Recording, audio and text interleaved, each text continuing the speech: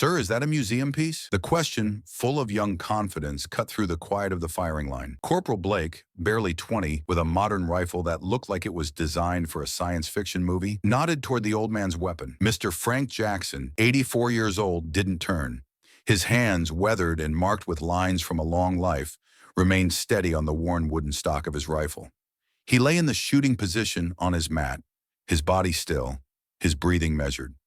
The only thing that moved was his one open eye, looking at a target 1,000 yards away that was barely visible. Blake smirked at his friends, who laughed quietly behind their hands. "Better check if that thing has papers, Grandpa," another one whispered, just loud enough to carry. "Might be a historical artifact." Their own rifles were marvels of modern design, black plastic covered in attachments and scopes. Mr. Jackson's rifle was a piece of history made of wood and steel. And the scope was the real joke to them. It was slender with brass fittings and visible scratches. Compared to their high-tech equipment, it looked like a toy. The teasing, which had started as whispers when Mr. Jackson first took out his weapon, now grew bolder. They were young and strong, dressed in crisp, modern Marine uniforms. They saw an old man who seemed lost, someone from the past who had wandered into their world of precision shooting. This was the all-Marine rifle competition, a showcase of the best shooters in the Corps. To them, Mr. Jackson was an embarrassment, someone who was out of place. "Look at that old stock," Blake said, his voice mocking. "Bet he used it to paddle a canoe back in the day." "That scope probably has more dust than glass," his friend, a private named Carter, added. "Can he even see the target from here? Someone should check his eyesight, not his rifle." The comments were like stones thrown at a calm pond. Other competitors, younger men and women, began to notice. They saw the cluster of laughing Marines and the old man they were targeting. A few looked uncomfortable, but no one stopped them. Blake was a known top shooter, and his confidence was catching. Feeling encouraged by the audience, Blake decided to take it further. This wasn't just fun anymore. It was about standards. This old-timer and his ancient gear might be unsafe. He stood up and walked over to the range safety officer, a gunnery sergeant with a serious face. "Gunny, I've got a concern," Blake said loudly. He pointed back at Mr. Jackson. "That competitor's equipment, it doesn't look regulation. Frankly, it doesn't look safe. I'm worried about a problem." The entire firing line went quiet. A direct challenge to another competitor's gear was serious. The gunnery sergeant's eyes narrowed. He was required by rules to check any safety concern. With a heavy sigh, he walked down the line, his boots crunching on the gravel. He stopped beside Mr. Jackson's mat. "Sir," the gunny said, his voice professional but firm, "I've received a complaint about your weapon. I need to inspect it." Mr. Jackson slowly pushed himself up to sitting. He didn't look angry or embarrassed. He simply looked tired, as if this was something he had dealt with many times before. He picked up the rifle and handed it to the gunnery sergeant. The gunny took the weapon. He worked the parts. It moved with a smoothness that only comes from decades of careful maintenance. He checked everything. It was old, yes. The metal was worn in places, and the wood was dark with age and oil. But it was perfectly maintained. "She's sighted in, Gunny," Mr. Jackson said, his voice low and steady. "She'll do the job." The gunnery sergeant could find no safety problem. The rifle was sound, but the pressure from Blake and the watching eyes of the other Marines weighed on him. "The rifle checks out," he announced to the line, "but it is non-standard equipment. Sir, you can proceed, but be advised, any issue at all, and you will be immediately removed from the competition." He handed the rifle back. As Mr. Jackson took it, his thumb brushed over a deep, jagged scratch in the metal housing of the scope. For a fraction of a second, the bright, sun-drenched range disappeared. The smell of fresh-cut grass was replaced by something else from long ago. The pop of distant rifles became something more intense from his memories. He was 20 years old again, his cheek pressed against this same stock. The scratch wasn't there yet. A voice, young and full of life, shouted over noise. It was his spotter, Carlos. "Keep her steady, Frank. Make it count." The memory vanished as quickly as it came, but it left a cold, hard focus that burned away the noise of the laughing Marines. The scratch wasn't damage, it was a reminder. He settled back into his shooting position. The familiar weight of the rifle was a comfort. The embarrassment was a heavy presence now over the entire range. The young Marines were no longer whispering. They were openly making bets, their voices confident. $10 says he won't even hit the paper. 20 says that old scope falls off after the first shot. Blake, feeling justified, just shook his head with fake pity. In the small set of bleachers behind the firing line, a man sat watching. He was older than the gunny, but younger than Mr. Jackson, with military posture that even civilian clothes couldn't hide. This was David Stone, a retired master gunnery sergeant and a legend in competitive shooting. He hadn't come to watch the hot shots like Blake. He had come because he'd heard a rumor that an old name from the history books was going to be here today. He had watched the entire scene unfold, feeling disgusted. He saw the polished arrogance of the young Marines, and he saw the quiet, unbreakable dignity of Frank Jackson. He recognized the rifle model, a customized piece from an era long past. But more than that, he recognized the look in Mr. Jackson's eyes. It was the look of a man for whom the rifle was not a tool for sport, but something more. Stone had seen enough. He pulled out his phone. He didn't call security or the range master. He had a different number. He sent a text message to a man he had served with 20 years ago, a man who was now Colonel Brooks, the base's chief of staff. The message was short and direct. "Colonel, get down to range 7 now. There's a living legend on the line being treated like a fool by your recruits. His name is Frank Jackson. You need to handle this personally." Stone put the phone away. His face was serious. He knew the name Frank Jackson would create an immediate reaction. He settled back to watch. The shot hadn't been fired yet, but help was already on its way. Inside the air-conditioned quiet of the base command center, Colonel Brooks glanced at his phone, annoyed at the interruption. But the text was from David Stone, and Stone wasn't dramatic. He read the message twice. "Frank Jackson," he mumbled to himself.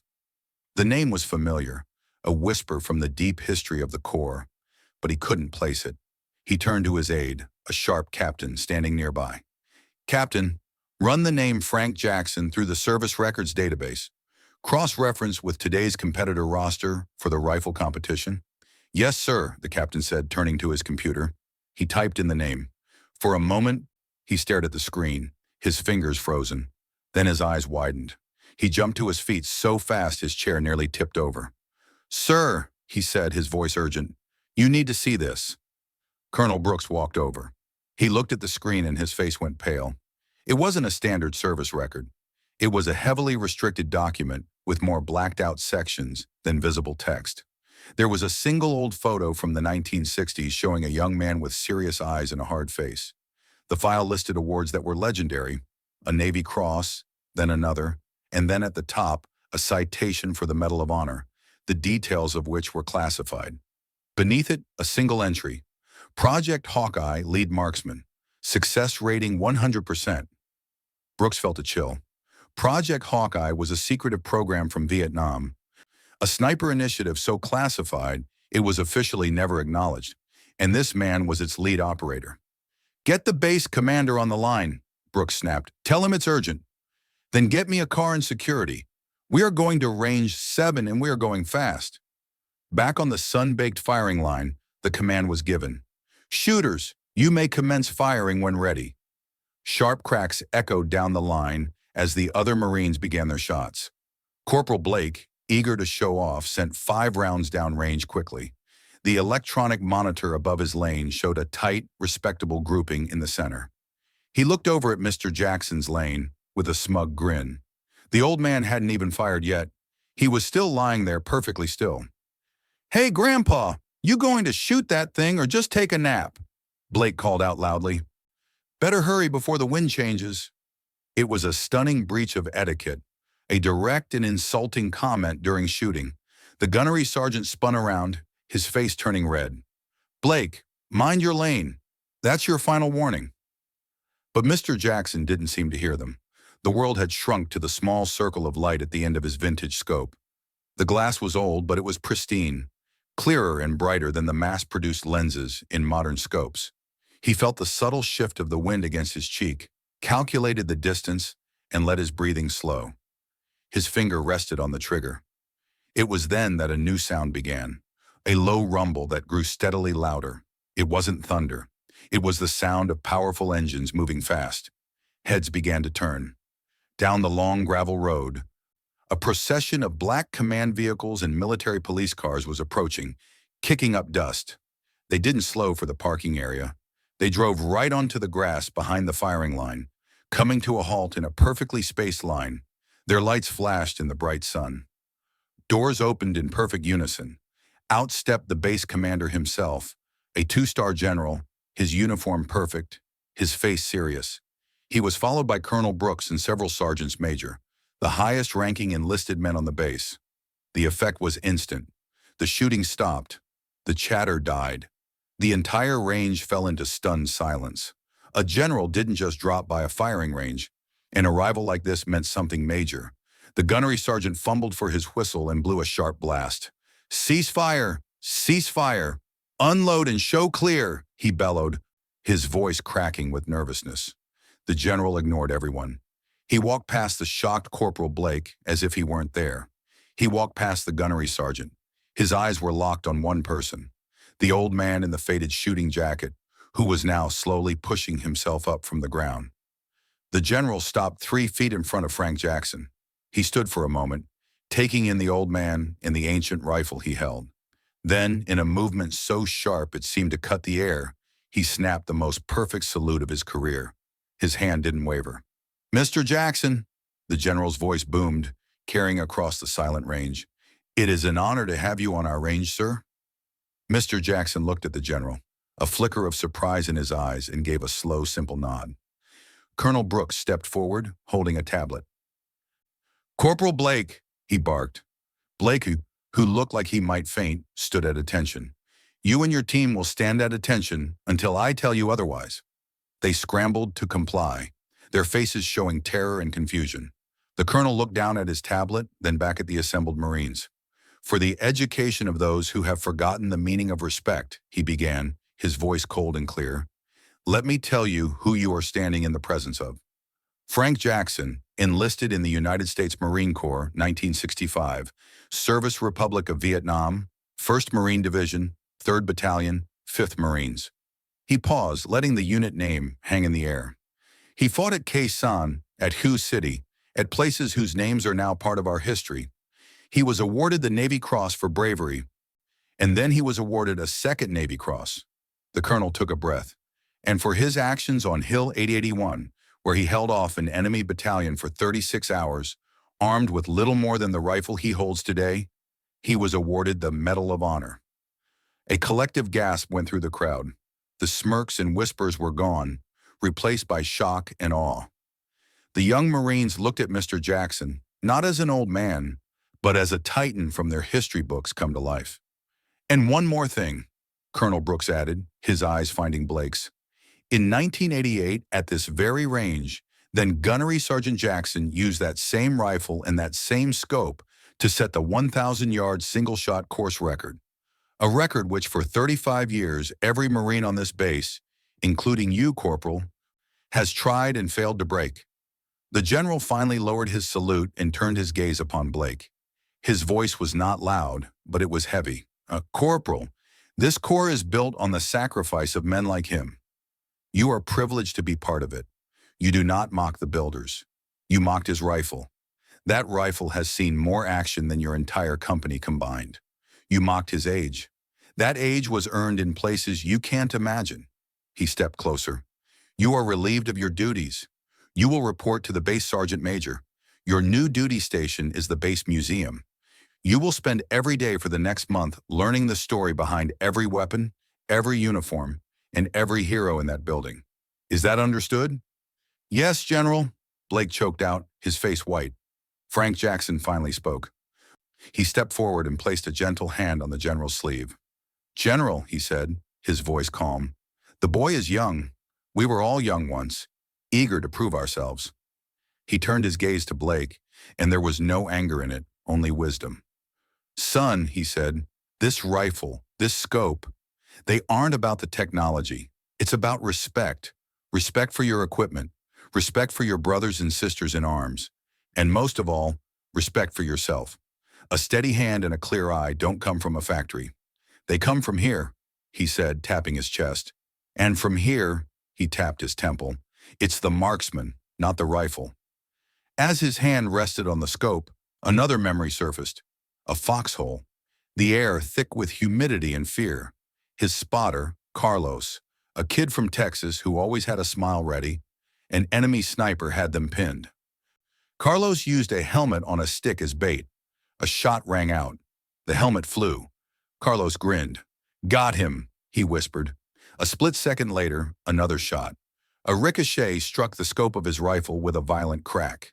The impact spun the rifle, saving his eye, maybe his life. Carlos pulled out some glue from his pack. "A good luck scar," he'd said as he patched the deep mark in the metal. The next day, Carlos was gone. The scope wasn't just a piece of glass and metal. It was the last thing a brother had ever touched. It was a promise. The general, moved by Mr. Jackson's words, simply nodded. He turned to the range officer. "Gunny, clear the firing line. Everyone off except for Mr. Jackson." The range was cleared quickly. The crowd of Marines, including a humbled Blake, stood back in a silent, respectful semicircle. The general looked at Mr. Jackson. "Sir," he said softly, "the line is yours." Mr. Jackson gave another slow nod. He walked back to his mat and settled into position, as if he were alone. He didn't check the wind again. He didn't readjust his scope. He became one with the rifle. He breathed in. He breathed out. The rifle cracked. A single sharp report that echoed across the silent valley. For a long moment, nothing happened. Everyone held their breath, their eyes fixed on the large digital monitor that displayed the target results. Then a number flashed on the screen. A perfect 10, a dead center hit. But it was more than that. The computer measuring the shot registered a grouping so precise it was almost impossible. The old record set by a younger Frank Jackson 35 years ago flashed on the screen, and then beside it the new score appeared. He had broken his own unbreakable record. The silence broke. It wasn't polite applause. It was a roar, a deep, thunderous ovation of pure respect from hundreds of United States Marines for one of their own. The story of Frank Jackson's return became an instant legend on the base. The incident was transformed into a training lesson for all units about heritage, humility, and the quiet valor of the generations that came before. Corporal Blake was indeed reassigned. The arrogance was stripped from him, replaced by quiet effort as he learned the stories at the base museum. 1 month later, on a quiet Saturday afternoon, the museum was nearly empty. Blake, now a private first class, was carefully cleaning the glass of a Vietnam War exhibit. The door opened and Frank Jackson walked in, wearing a simple polo shirt and slacks. Blake stiffened, his heart pounding. He expected criticism, but Mr. Jackson just smiled, a kindly smile, and walked over to the display case. "This is a good place," Mr. Jackson said, his voice soft. "Lots of stories here." He pointed to a battle-worn rifle inside the case, identical to his own. "Had one just like it." They stood in comfortable silence for a moment, two Marines from two different worlds connected by the long, unbroken line of the Corps. Blake finally found his voice. "Sir," he said, turning to face the old man. His eyes were clear, his shame replaced by hard-won respect. Frank Jackson looked at the young Marine, truly looked at him, and clapped him firmly on the shoulder. "You're learning, son," he said. "That's all any of us can ever do. Keep learning." Mr. Jackson turned and walked out, leaving the young man alone with the history and the legends. Blake watched him go, then turned back to the glass. In his reflection, he no longer saw an arrogant hotshot. He saw a Marine who was finally beginning to understand the profound weight and honor of the uniform he wore. The heroes who walk among us often carry the heaviest stories with the quietest grace,